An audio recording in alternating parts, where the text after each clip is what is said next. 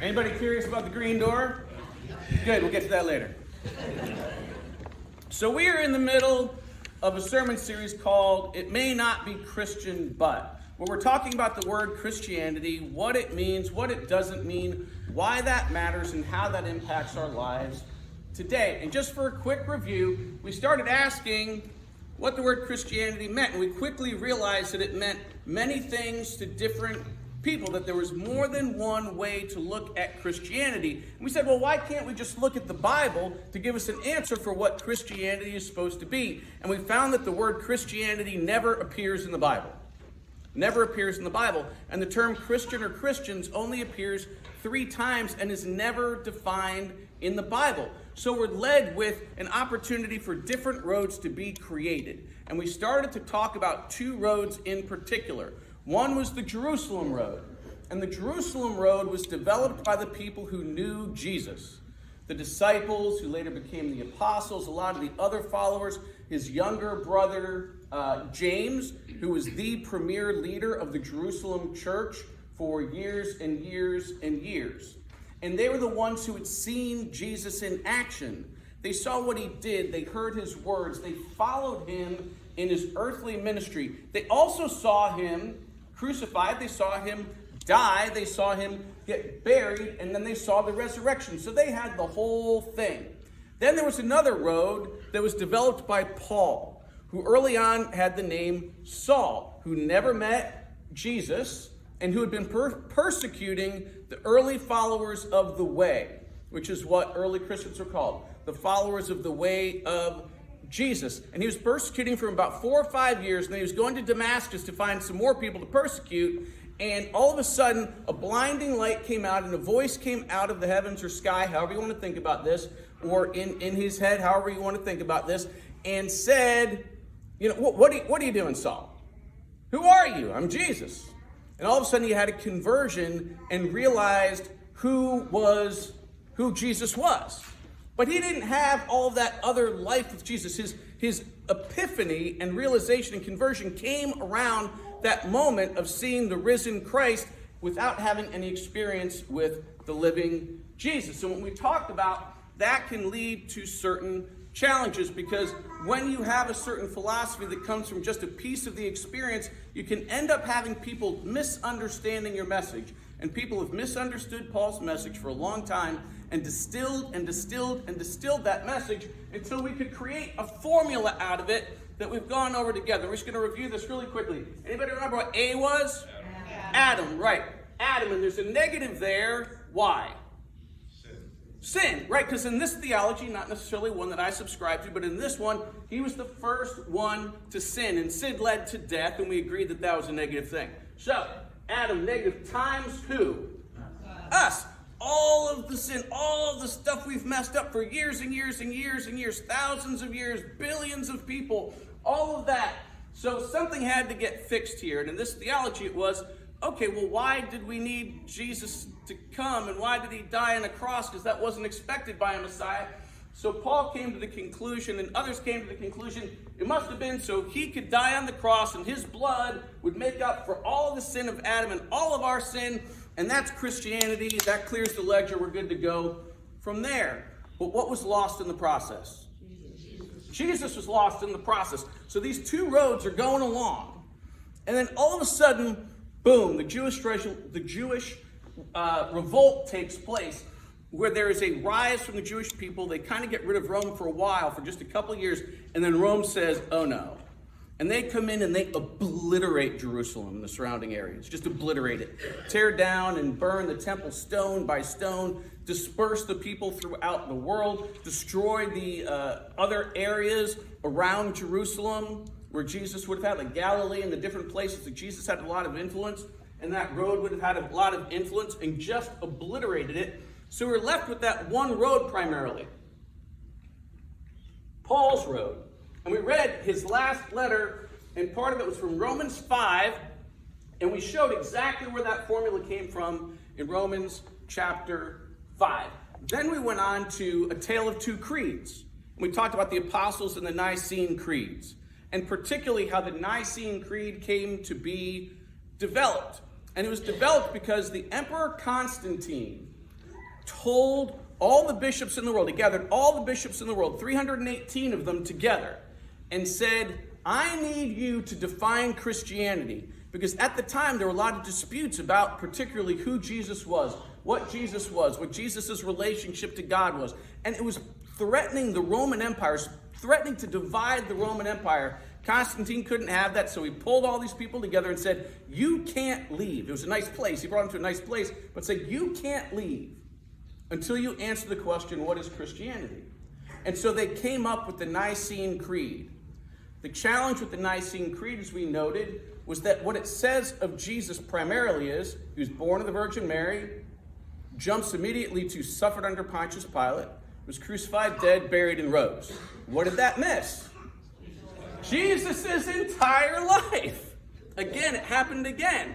So, what happened 100 years after that, after they defined it, 100 years later, the church said, not only is this the definition, but you're not allowed to give us any other definition. You're not allowed to propose another one. It was made illegal to talk about, write, discuss anything other than the Nicene Creed being the definition of Christianity. So then, last week, in Deja Vu all over again, we dug into a couple different passages. One was Proverbs 26:11, right? And what was kind of the really interesting part of Proverbs 11? The dog, right? So the dog, right? People like dogs, but not in this case, because the proverb starts like this. As a dog returns to its vomit, right? We're like, it's disgusting. But it had a very important point, how we tend to go back, whether it's in our personal lives or in cycles of history, to things that are not good for us. And we pointed out how Jesus had been going against the religious authorities of the time because they had taken a beautiful faith in Judaism, just an amazing faith in Judaism, and reduced it to a ritual and concentrated the power into the top 1% of the people and used it as a way to extort people. Used the temple, since they said it was the only way you could get right with God, the only way you could get your sins forgiven was to go and have the sacrifice done, that they had all the power and they abused that power. So Jesus went in to try to fight that. But then we looked at the church, 1,000 years later and said, what happened? It had gone back to just rules and rituals. Rules and rituals. And then we asked, what about today? And we asked all of you, and kind of did a straw poll, how many of you grew up in a church that didn't allow any questions, that just gave you the answers, or grew up in a church that had lots of rules and just rituals, and the main part was just the ritual, and they didn't necessarily focus a lot on the Bible at all, that it focused on the rules of rituals. And we pointed out that that was just like the dog returning to the vomit. Because Jesus rejected reducing religion to rules and rituals. Jesus still rejects reducing religion to rules and rituals. But we said, wait. Wasn't there this big Reformation thing? Didn't something big happen in the Reformation that's supposed to change all that? We said that's what we're going to talk about today. So we are. So that starts with the guy by the name of Martin Luther. Martin Luther, back in the late 1400s, early 1500s is when he lived. And Martin Luther was a monk. He was a priest. He was a theologian. He was a professor. He was a hymn writer. He was a songwriter. He was a performer. He was a major figure in the church. He wasn't trying to create a new faith when he protested. What he did was he saw a lot of the abuses that the church had gone into, like war. Like the church launching the Crusades. This wasn't some other political faction. This was the church launching the war. A lot of the popes back then weren't elected the way they are now for their piety and religious background. Some were appointed by emperors and that kind of thing to lead wars and stuff. So they saw war. They saw terror being perpetrated by the church. People who violated some of the rules weren't just excommunicated and sent away. Some of them were tortured and burned to death. Right? They were tortured and burned to death. And we had this situation where it went back to the Pope and other priests and bishops saying, the only answers, the only way you can be good with God again is through me, is through us. And if you don't do it through us, then good luck, you're going to hell.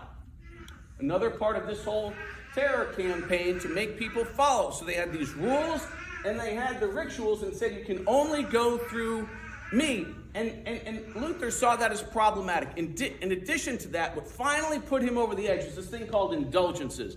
Who's heard of indulgences before? All right, that's more than I expected. That's outstanding. So indulgences was this situation where if you had someone in your family die, you didn't necessarily know where they were going.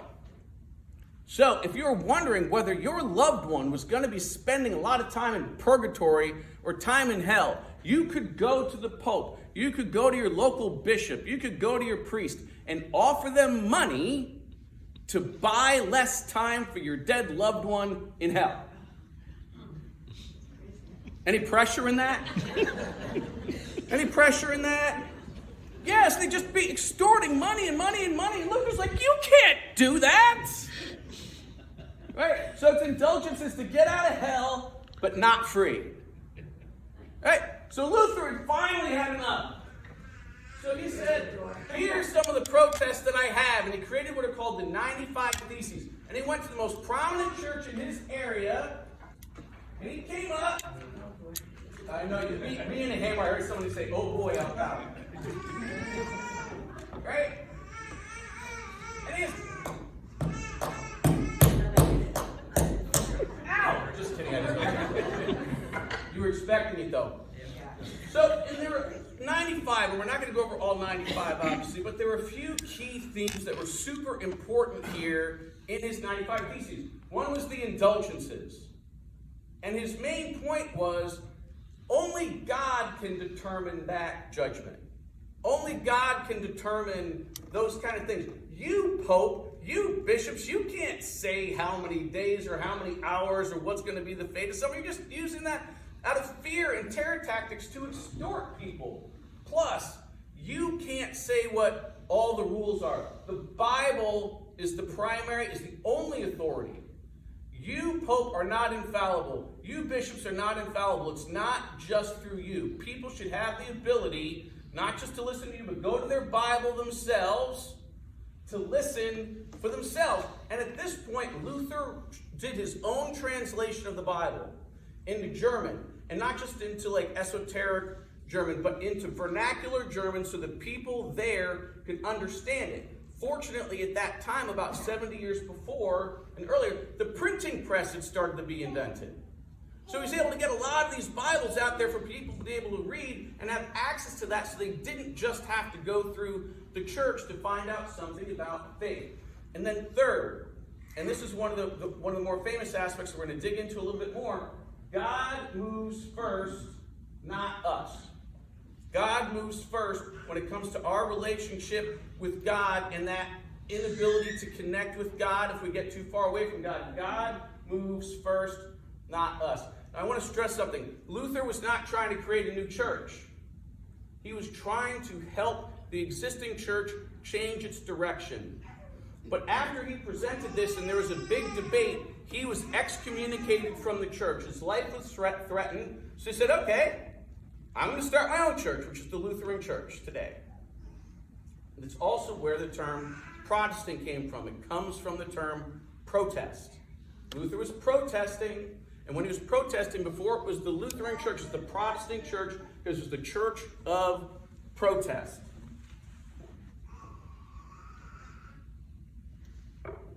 So let's dig into that idea a little bit more of God moves first. The idea is we start with this chasm between ourselves and God that we cannot independently go and fix. That we cannot just go work and work and work and say, okay, we're good to go. Right? That there is this chasm and we cannot cross it, represented by these lines here, that we can't get to God ourselves. There's too much stuff in between that we can't do that. So God, through unmerited grace, through nothing that we have earned, nothing that we have done, God moves first and offers us grace. Then we have an opportunity to respond to that. And sometimes people say that's a faith response. The word is pistis. Pistis. And it's better translated as trust, but it also does translate as faith. So we have a faith or trust response that God is actually offering us this grace. So step one, God moves. Step two, we trust that. Step three in Luther's theology was, okay, God's giving you that grace. You are trusting in that grace. Now go be like who? Jesus. Go be like Jesus. Go be like Jesus. That's Luther's theology. God moves first. There's nothing we can do about that. That's where the faith comes apart. Faith comes apart from us accepting that, and then we're supposed to go be like Jesus. It's faith in action. Now, going and being like Jesus is easy or hard? Right? Okay, it's hard. It's hard. It's hard to be like Jesus. Hard to follow those ways, those actual behaviors, the way Jesus acts. It is a very challenging way to be. Part of what Luther was doing, intentionally or not, was taking those two separate roads that we talked about before and bringing them back together so that we had the whole package back together as it was supposed to be. So, what happened? What happened? Because it didn't turn out like that. What we had was Chef Boyardee over here, right? I know it doesn't look like him, but Chef Boyardee over here mixing and cooking and cooking and cooking and reducing and reducing and reducing, just like you might take like a broth and reduce it till you get a real intense flavor. You're making a roux when you're cooking. Reduced and reduced and reduced Luther's theology until it became what? Open book textbooks. Right. Faith alone. How many people have heard the term faith alone? Right? That is the primary mantra of the evangelical church and the Protestant church. Faith alone. Faith alone is the distilled distortion of Luther's work. It's returning back here where Jesus rejected reducing religion to rules and rituals. All they did was reduce his complex, beautiful, bringing the two roads together, faith in action, to faith alone. Which meant that someone might say, okay, I want to connect back with God. I really want to connect back with God. What do I have to do? What do I have to do? Someone's like, just read this. Just read this and believe that Jesus died for you on the cross. Just confess that you are a sinner, that Jesus died and his blood made you clean, and that you profess Jesus to be your Lord and Savior, and you're good to go. And then you can come on over here and plug into that superpower with the bloody cross, and you're good. This beautiful faith in action way of being distilled again into something that Jesus time after time said never meant it to be. So when things get confusing, it's often good to turn to the Bible to try to straighten it out. And we heard 3 passages today. But before I go to that, in case you don't believe me that that's what Martin Luther meant, let me read a few things from Martin Luther. Works are necessary for salvation. They do not cause it. They are not the first step. Faith alone is the first step. But works are necessary for salvation. Anyone who does not do good works in this manner is an unbeliever. Thus, it is just as impossible to separate faith and works as it is to separate heat and light from fire. They are one and the same thing in the faith and action. But we're going to turn here to James, Jesus' younger brother there. What good is it, my brothers and sisters, if you say you have faith but do not have works? Can faith save you? And then he goes into this, picture this image. Someone there's lying there, cold, naked, no food. And he's saying, is it enough to have faith and just say, don't worry, everything's going to be fine? That's what he's saying. Or is faith recognizing that this person is hurting and getting them the clothing and getting them the food and getting them help? James, the leader of the Jerusalem church, the brother of Jesus, said, faith without works is dead. So let's listen to James' older brother now. That'd be Jesus, right? So in John 13, I give you a new commandment that you love one another just as I have loved you. Just as I have loved you, you should love one another. That's how people will know whether you follow me. That's how you'll know whether you have faith. That's how you know if you trust me and follow me. What are some things that might look like if we're actually doing that? Being just like Jesus, loving each other as Jesus. How are some ways that Jesus loved us? Sacrificially, generously. What was that?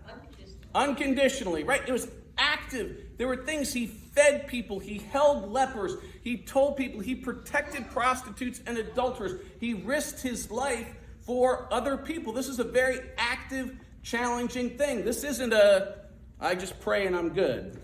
Then we go to chapter 14 where it said, they who have my commandments and keep them are the ones who love me. Saying very clearly, if you love me, you're doing this. This is how people will know. And then chapter 15, it goes, this is my commandment, that you love one another as I have loved you. If you keep my commandments, you will abide in my love. I have given you these commands so that you may love one another. It's like Jesus went 13, 14, 15 just to make sure we didn't miss the point. He didn't just say it. Well, Jesus rarely repeats himself. We may hear the same thing from Jesus because there are 4 gospels that say the same thing sometimes, right? But Jesus rarely repeats himself. Boom, boom, boom. The same thing just said a different way to make sure we can't miss the point. So what happened?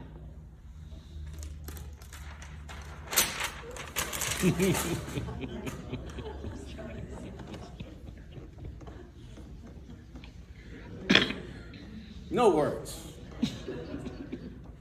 That's what happened. So what might Luther say today if he saw and knew what Jesus' intentions were, and then he came back and saw what had happened to the majority of the Protestant churches in the world?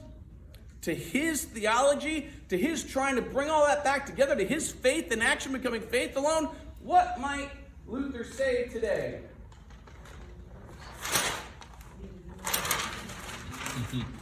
We need a new Reformation. We need a new Reformation. We are so far off the tracks in the world with this faith we call Christianity. We are so far away from Jesus. He is so far gone. We need to do something about that. And there is nobody else who's going to do that than us. There may be other people figuring this out and doing that themselves too, but there's nobody else who's going to take up this mantle that we can count on unless we're going to do it ourselves. This world, this faith needs a new Reformation. And I think we have the ability to do that. Amen. What are the implications of failing to do that? And what are the possibilities if we do? That's what we're going to talk about next week. Amen.